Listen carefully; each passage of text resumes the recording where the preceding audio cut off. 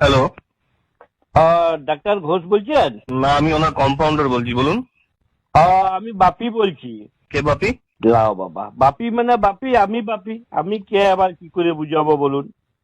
বলছি যে আমার বউ 7 মাসের পুয়াতি আছে, তো ডাক্তার বলেছিল 7 মাস হলে পরে একবার চেক আপ করাই নিয়ে যাবেন, তাই নামটা লেখাচ্ছি। আচ্ছা, নামটা বলুন। আমার বউ। কি কি বলছেন? আমার বউ? আমার বউ? আপনার লয়, আপনার লয়, আমার বউ।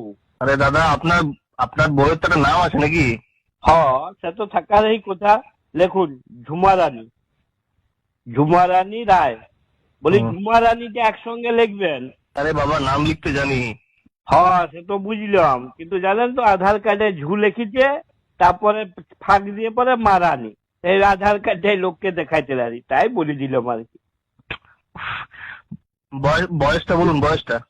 এই 32 নাহলে 33 হবে তো নাকি? এটা আমি কি করে বলবো? আচ্ছা, আপনি তো আচ্ছা লোক মশাই, আমি কি করে বলবো আপনার বউয়ের বয়স কত?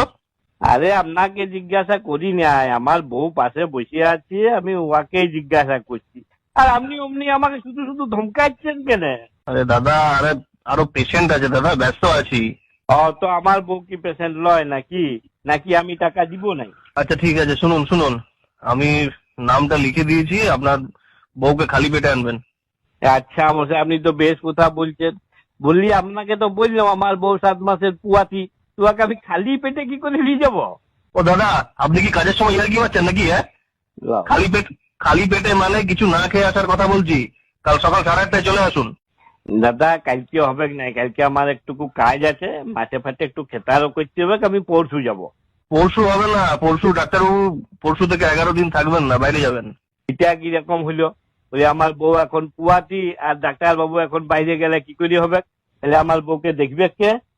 শুনুন শুনুন, পেশেন্টদের যাতে অসুবিধা না হয় সেই জন্য ওই কটা দিন অন্য একজন ডাক্তারবাবু থাকবেন, উনি দেখে দেবেন, কোনো অসুবিধা হবে না, আপনি পরশু আসুন।